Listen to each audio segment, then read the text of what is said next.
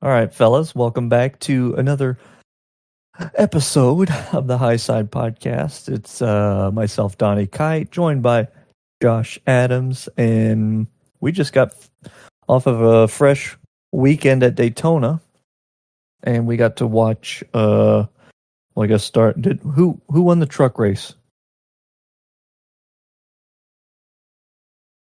Can't remember who won the truck race.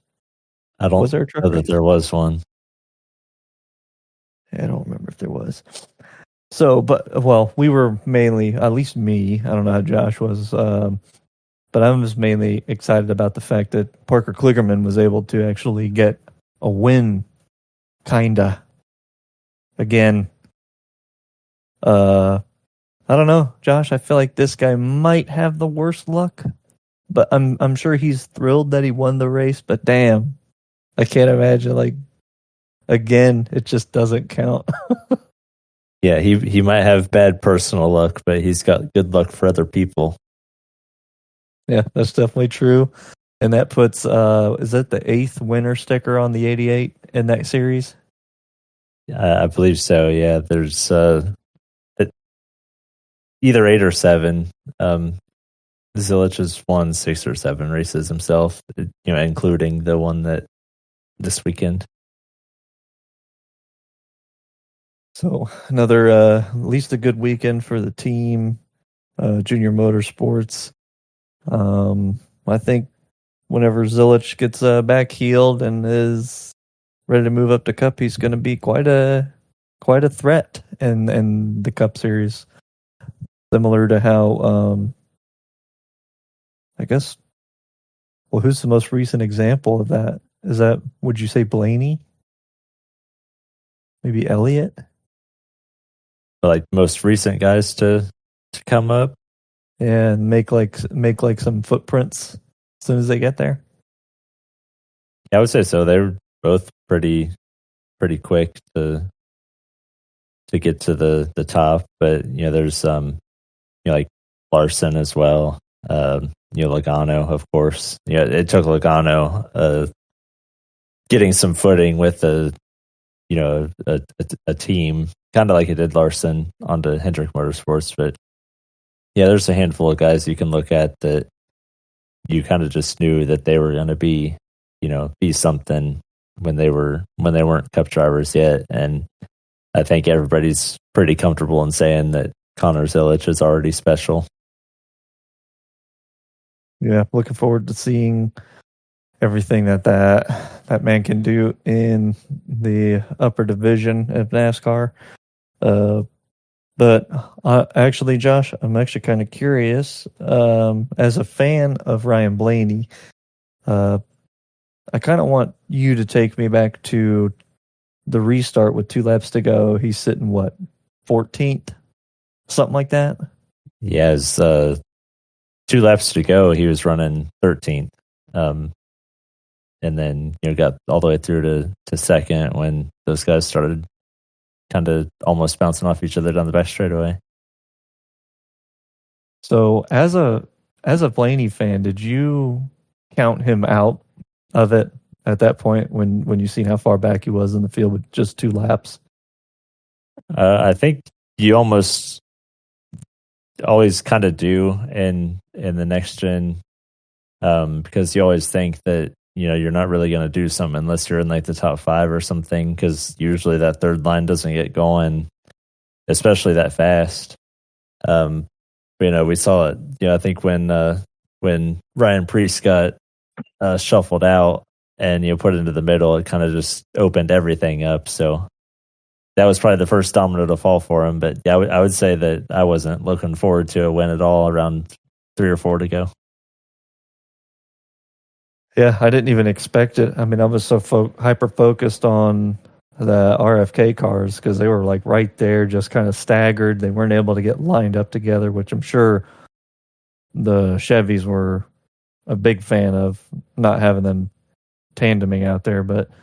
And then seeing Preece get shot right through the center of the field, that was a bummer. And then even if you're the second car on the bottom lane, you can easily be running like 6th or 7th place.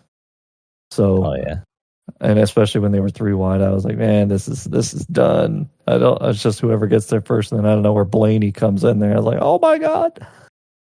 Yeah, he said that at that under the caution, him and Custer kind of made a deal, like, if Custer goes to the top, Ryan Blaney would go with him, and Blaney said he didn't go like right away, but he did like right at 2 to go, and it was the perfect time. So all in all, we got a pretty good weekend for winners. I don't really think anyone's upset about the winners that we got this weekend because, Blaney didn't necessarily shake up the standings. He just prevented somebody else from being able to get into it. So that will lead us.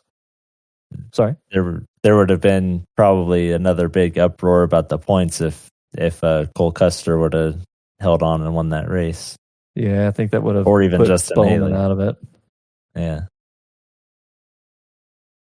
But which is actually funny. And one of the series I run in on iRacing, I'm teammates with Brandon Wilkinson, who spots for Ryan Preece, and he was telling me last night that he walked over to Kyle Larson's spotter at about 6 to go and just asked if they could do it now to give him a chance to recover, and he said he was just told straight up no.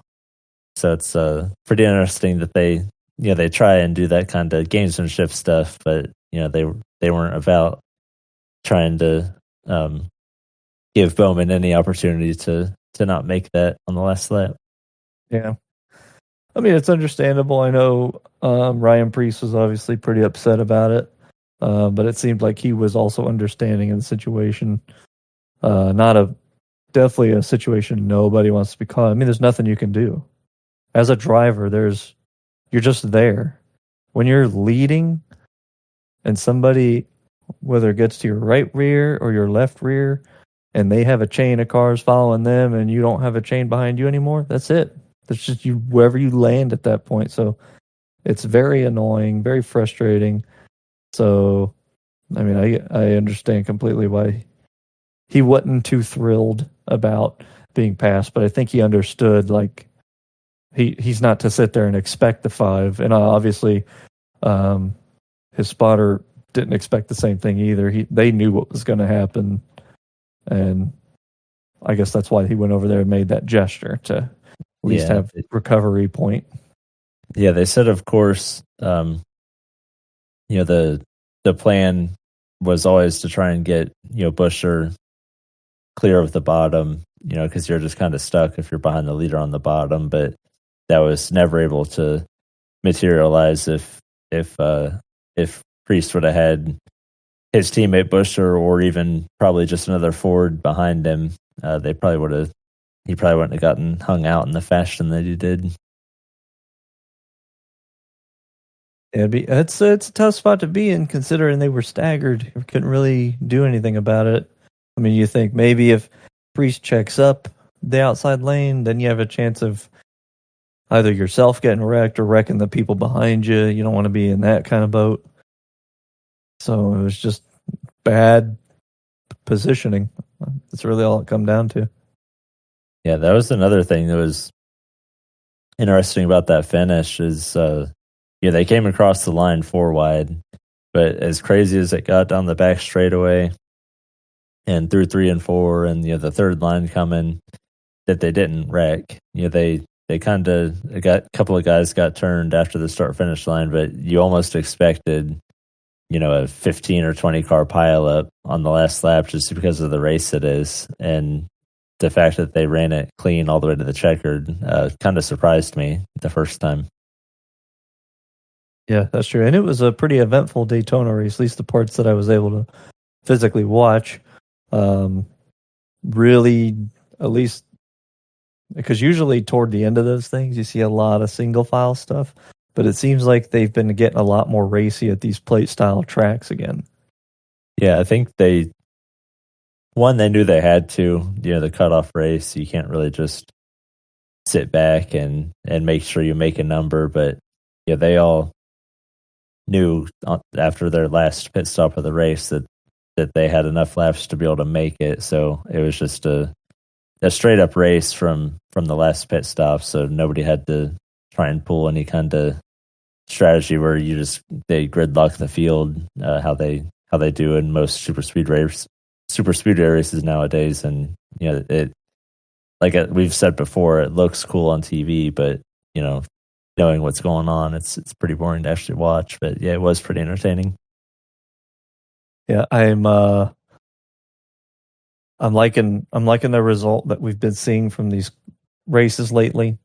I don't know if the teams just needed time to really kind of get a hold of the setups for these things, or if NASCAR's making dynamic changes throughout the years of having the new car. But it seems like the results that we've been seeing have been fairly positive. Granted, I don't think they're where they need to be yet. Probably still always time for growth to happen, and plenty of room for it as well. So hopefully their little tease about an extra set of horses underneath the hood will come to fruition, and see how that'll run when that happens. Yeah, they definitely need it. The two biggest NASCAR podcasts there are, with Dale Earnhardt Jr. and Denny Hamlin, they seem like they talk about it just about every week. And you would think that Dale Jr.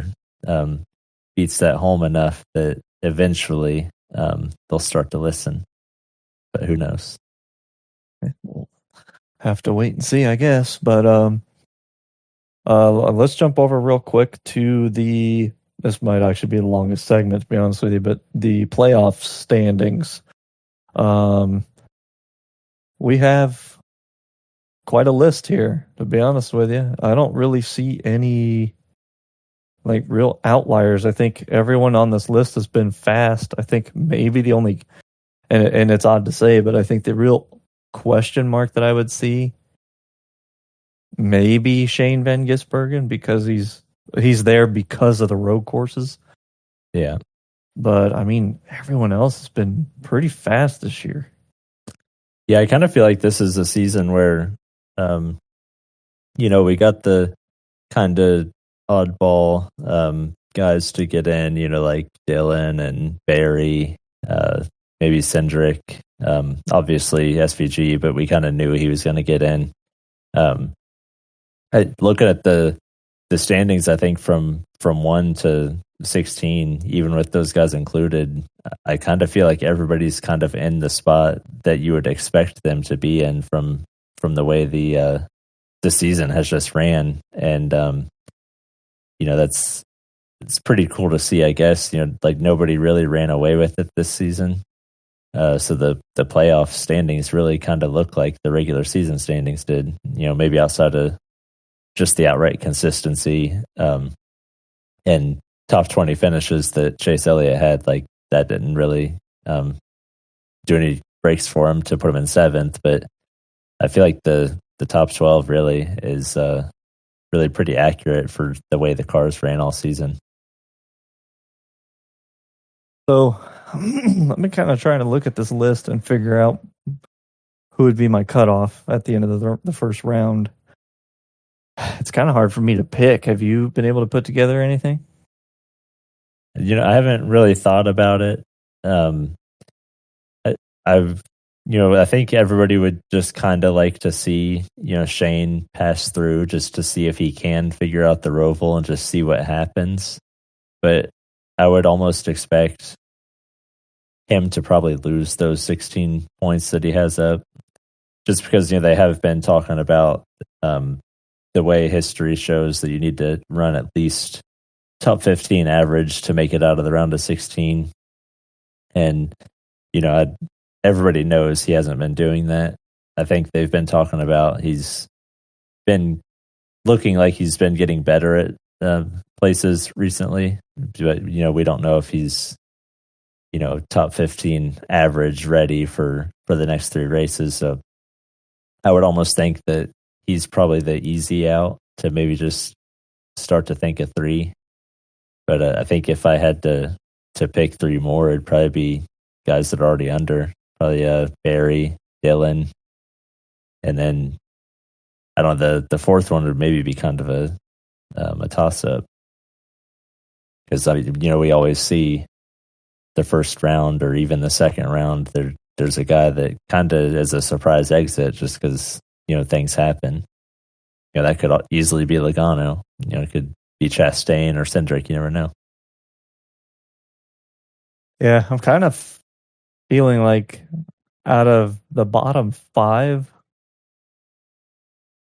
I feel like Bowman is probably the one that advances.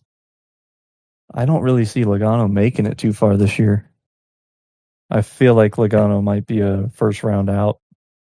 Yeah, he could be, but we know that Logano's a driver that when it counts, he shows up. So I don't think anybody would be surprised if he made it to the Final Four. I think based off of just like kind of the performance all season alone, you'd probably be like, oh, he's probably not going any further than the round of 12. But like recent performance, maybe for most of the season, I could easily see him missing out, just because he's not really in the position to be able to have a mulligan race, just being one of the good. And it's not an even year. That's true. Who do you have as a Final Four? I mean, I think the way it's set up right there with Larson, Byron, Hamlin, and Blaney, the top 4 seeds right now, like I think that could easily be the Final Four. Not to say that's what I would pick, but I also wouldn't say that I wouldn't. So I think that's an easy 4 right there. The guys that are just already there. I'm kind of in the same boat on the opposite end of this list, but I feel like Larson out of the top 5 would be the one that doesn't make the Final Four. Yeah, but I can see that too. I kind of like Bell, Blaney, Hamlin, and Byron making it. Yeah, I can see that too.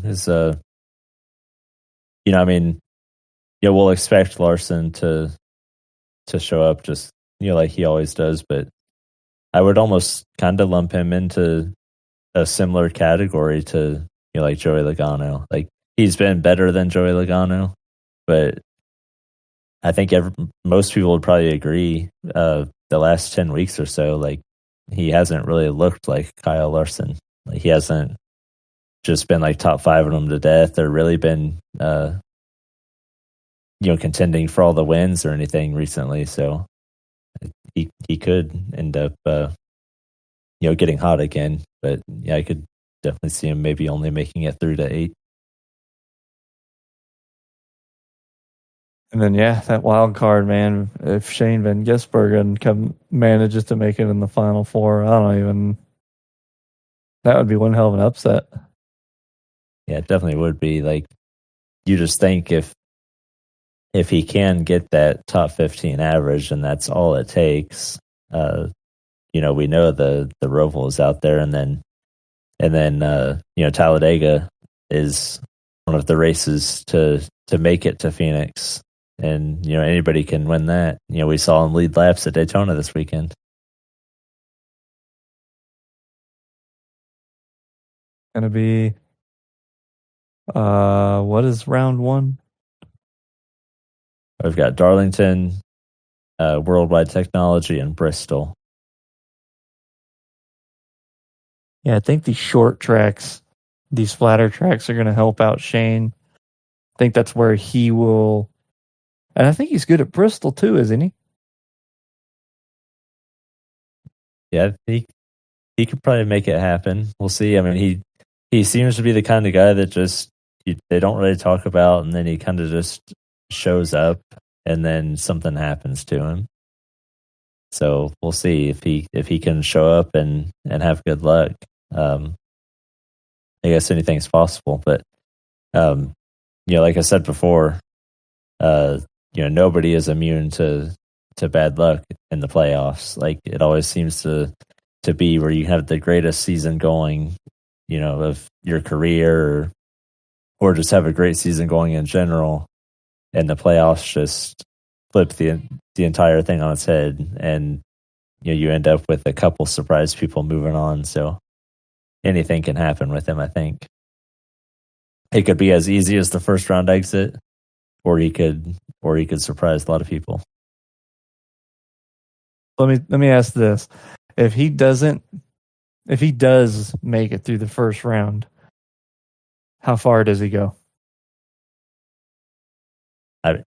Realistically, I think if he makes it through the first round, like, I wouldn't see why he wouldn't be in the round of 8. We've always heard him say that he hasn't really figured out the Roval, but we also know that they keep saying on TV that Shane's just going to be another driver when they go to Sonoma and Watkins Glen, because these other guys have time there. Well, they all have time at the Roval too, and we saw what he went and did this season at Watkins Glen and Sonoma. So if he can figure out the difference in the Roval, I don't know if any of that has to do with just like the layout, how it's like the Roval, part oval. Like, I don't know if it's just different for him or what, but if he can figure that out, he won 4 of the 5 races in the regular season, so why not a 6th or a 5th at the Roval? Yeah, I think. Even if he doesn't know the Roval, dude finishes way ahead of second in many cases. Oh, yeah. So maybe in his case, he won't have figured out the Roval, but like just in the case of what he's done this year, I don't foresee him not winning that thing. Yeah. I think I think everything is just better for him this season. We haven't seen Ross Chastain have quite the success that he maybe had last year, or even Daniel Suarez. And we don't really expect it from SVG yet, but we've seen him have great success on the road courses. So,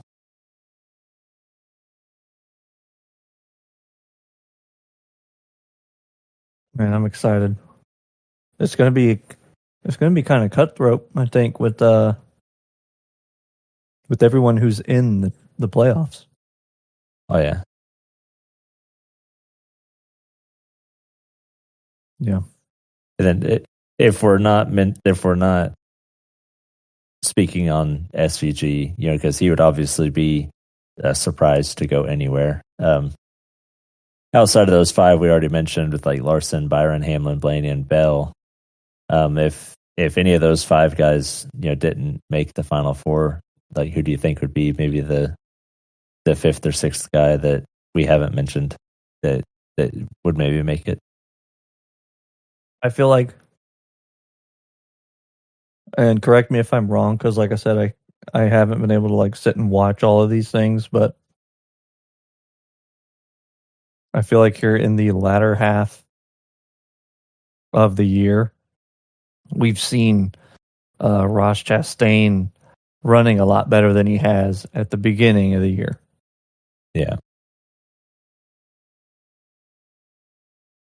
Yeah, he's put himself in the final 4 before, so he could definitely do it again. We see a lot of times too where guys aren't having the greatest of regular season, and then it's whether they've just put in a lot of work and research into the final 10 and they turn it on. It could be him. Bubba Wallace has been running really good of late. He was a late regular season winner. Like, he's actually been a threat to win a couple of races, had really good speed in a couple of races. So could definitely see it from him. If he doesn't, get to Phoenix, I could definitely expect Bubba probably to get to the top 8 for sure. And I think as long as Chase Briscoe can keep qualifying really good, there's maybe the sky might be the limit for him too. because he's been getting better, a lot better in the races of late too. Here's an interesting one for you. If you could pick one driver in this list that if they won the championship, it would show how broken the system is. Yeah, I think the obvious answer would be Shane Van Gisbergen, but we've kind of already talked about that. I don't know. I think maybe the only other one is Tyler Reddick. Tyler Reddick, Alex Bowman, neither of them won a race. We know they're capable, but anything that matters in sports nowadays is just whether you can win or not. And neither of them have been able to do it. But I mean, I think even nobody expects Austin Dillon to win. He just showed up for one race this season, but even Josh Berry, he had a really good race at Las Vegas, and he was fast in the first handful of races, and then he's just been relatively a nobody. So I think he would probably be one too. He's got almost no playoff points besides his win. So there's probably a couple of guys. Yeah, you know what else I've noticed looking at this? It's quite a drought for Fords.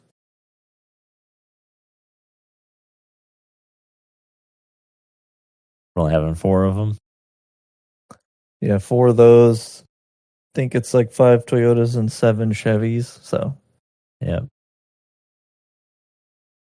But, the one thing we have seen, the last 3 seasons, the Ford has been the one coming out on top. So, and it's you know what? It's all Penske related cars. Yep. Imagine that's insane. Austin Cindric finds a way to get it done. They get 4 straight Penske championships, and it's Logano, Blaney, and Cindric. That's what I would love to see. It'd be cool. I think everybody would be most of the fan base would be pissed if you got three of the Penske cars in the final 4. But I mean, I think especially if Austin Cindric was to somehow win the championship, I think most people would be saying it's broken for sure, and that they need to go to some other point style. Imagine if it's Blaney, Logano, Cindric, and Berry. Yeah. At the end. Yeah, something. I think pigs would probably be flying by the end of the round of 8 if that happened. Have we got all? Oh, we do have all Hendrick cars in the chase as well. Yeah, barely. And that's crazy. That's just the Penske cars that made it. I can't believe that.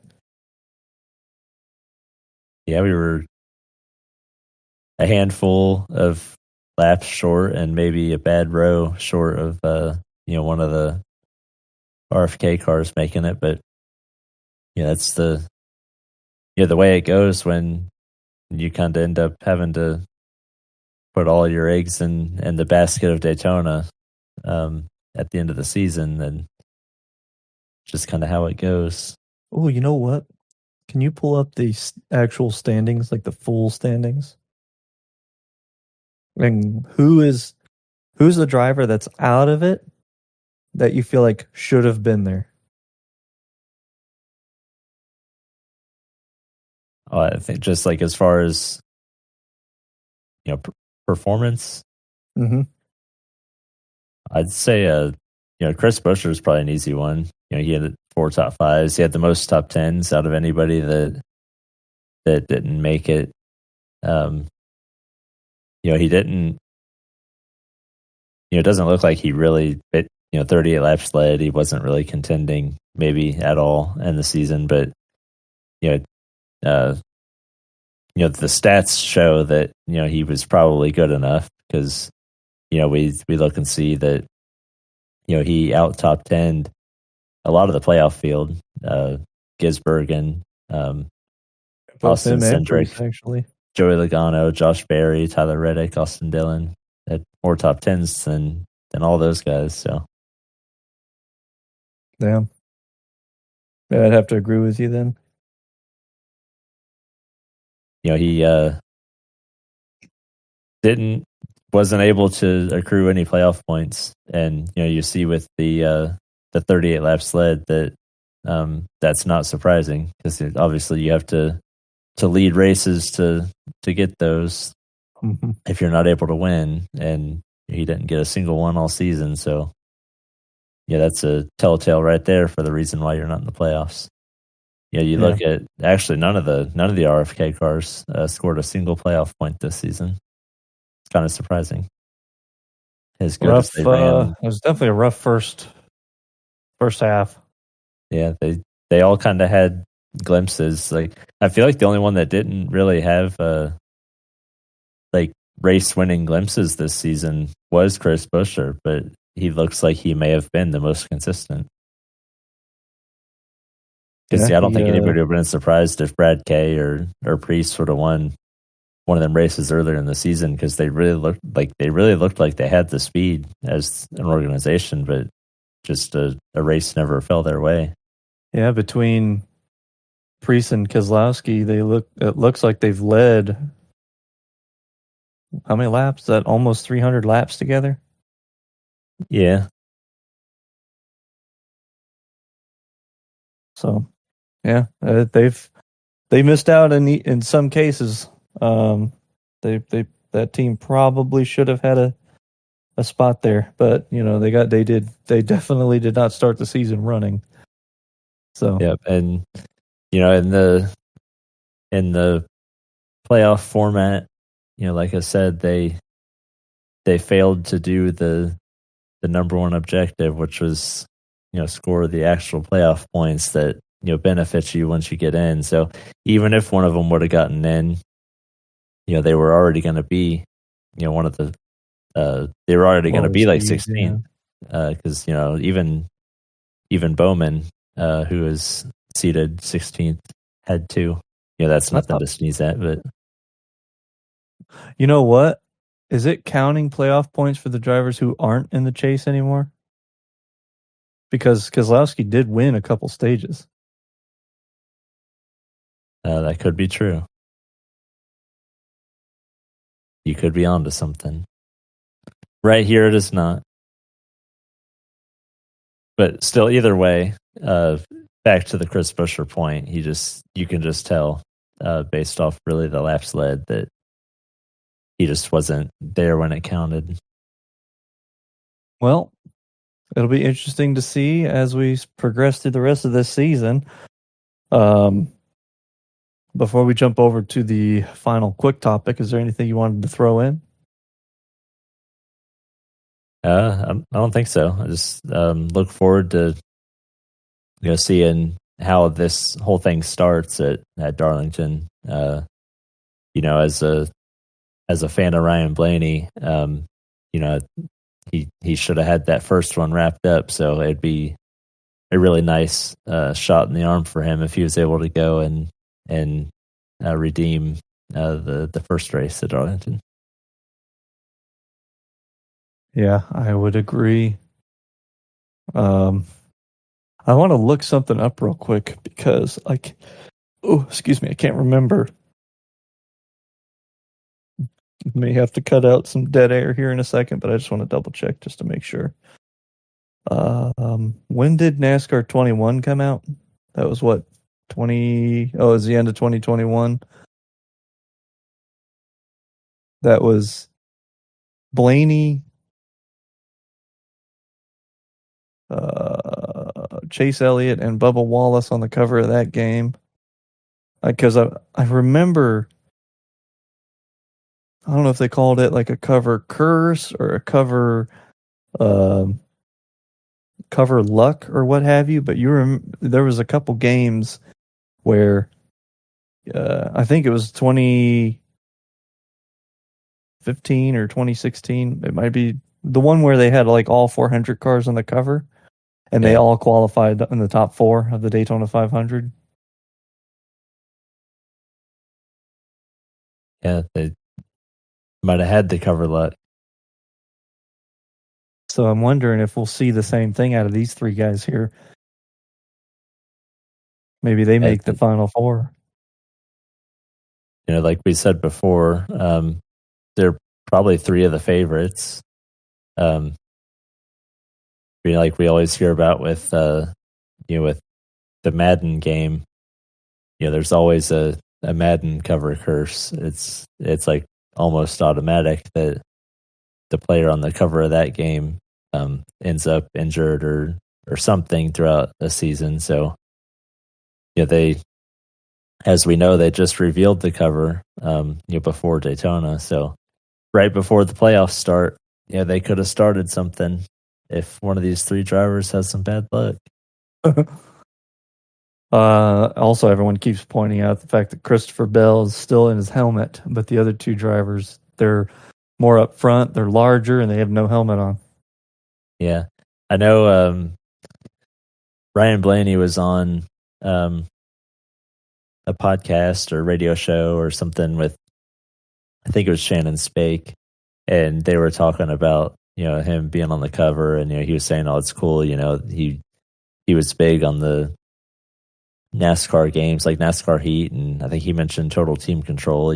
When he was growing up, and just William Byron even said, he would have never thought, he would be on the cover of a video game one day. But Blaney was asked about Bell still having his helmet on, and he had his reaction to it was pretty funny. But you don't really get to see an expression out of Bell, which is funny. But you see, obviously he was celebrating a win, so that's at least good. See, I felt that way looking at Byron because it just looks like they caught a quick snippet of him as he was like making a sandwich or something. Yeah, maybe Byron wasn't very thrilled to be on the cover. Who knows? Hey, Byron, look over here. We got a cover photo for you. He's like, oh, God, not another one. I thought he was on the cover of one of the older like Heat games. But it might have been Chase Elliott. Who were the 4 Hendrick cars that was it Johnson? Yeah, if it was Hendrick back in that time, it would have been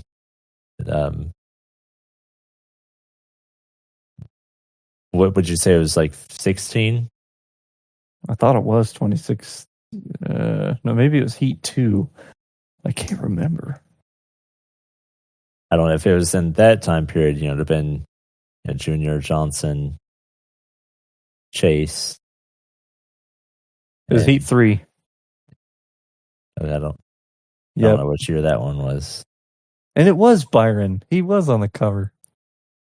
Okay, so that game would have came out after Gordon retired, and then the Junior and Johnson were still racing, or was that later? It was Johnson, Byron, Bowman, and Elliott. Okay, so Junior was retired at that time too. Yeah, so that would have been 2018 when that game dropped. And I'm guessing that they got the 2019 poll. Yeah, that would probably sound about right. NASCAR Daytona 500 2019. I just want to make sure before I give out this like false information.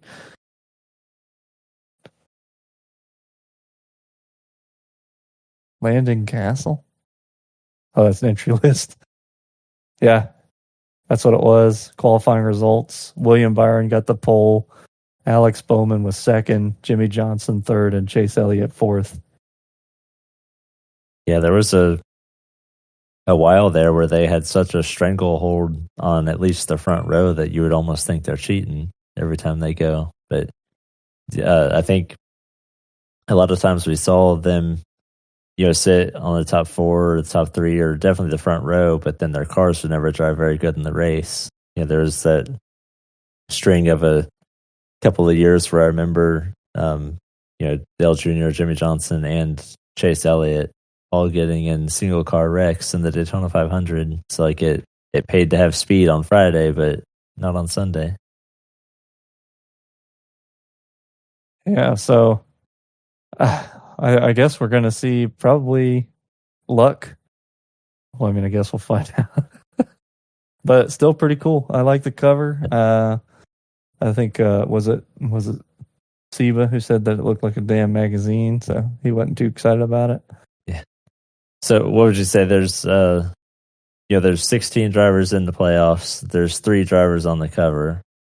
Would you be pretty confident in saying that our champion is probably on the cover of NASCAR 25? Play a really good shot. Yeah, I would. And I hate to say it for all those fans out there of Byron and Bell, but if you put all 3 of these guys together at Phoenix, I'm sorry, but Blaney's got it. He's Shane Van Gisbergen at Phoenix, so yeah. He hasn't won the races, but the year he won the championship, he didn't need to, and then the year before that, Logano won the championship, and we all thought Blaney kind of just sat behind him and kind of just let him do his thing. So yeah. He hated Ross Chastain last year, didn't he? But yeah, like the odds definitely aren't in their favor. 16-3, or I guess 13-3. That somebody else wins it, but I'd say their performance is definitely there. And one other thing that I thought was interesting when we were talking about who maybe we thought would make it to the Final Four. You remember in the early episodes of this, it was basically every episode was Christopher Bell. Like, he's the only driver we talked about. He won 3 out of the first 4 races, and we've finished 26th now. And the only thing he's won since week 4 was the All-Star race. Kind of interesting how it flips. He's still been good, but he just hasn't been able to close them out. Yeah, it's maybe he needed this luck. Yeah, need a little bit of a lull and let people forget about you, and then turn it on. So, I was gonna try and search for maybe some more. Oh, wait a minute! I think I did find something. I gotta look just to make sure. Yeah. Something, maybe a little conspiracy theory I'll throw together here. This cover consists of 3 drivers, so we're missing one. We have the 12, 20, and the 24. You could almost separate them by 4 in terms of their car number. So ideally, we're missing the number 16. And do you know who is in the chase that once drove the number 16? So I would have to look back at the standings. I would say it's probably obvious, but lay it on me. Shane Van Gisbergen. Oh, interesting. So what you're saying is he's going to average the top 15. He's going to win the Roval, and then he's going to either win Talladega or average like a top 5 in the round of 8. I mean, if the conspiracies are right, and people like this, like cover luck, and those 3 drivers make it, I mean, we're missing a number there, which is the number 16, and the only driver here that I know drove that car is Shane Van Gisbergen. Well, I mean, if you want to add another layer to your conspiracy, you can look at my screen right now and see how many points above the cut line he is too. Oh no. No kidding. So I guess boy.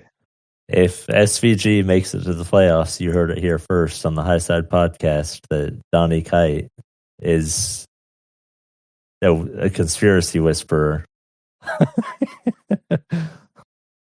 Just don't come to me for financial advice. Anything but financial advice. Well, I don't know that there's a better way to leave off the show than there, unless you have something to add. No, I think we just got to make everybody think. Definitely, if you're watching this, drop us who you think is going to be in the Final Four, maybe who your first out is. If anybody crazy makes it out of the round of 16, or if a surprise guy doesn't make it out of the round of 16, just let us know. Yep. Check out all the links inside the description. Make sure to follow us on all your socials. Rate the video as you feel it is deserved. And we'll see you next time we're in the studio recording. Thanks for checking us out here on the Highside Podcast. Everybody, have a good one.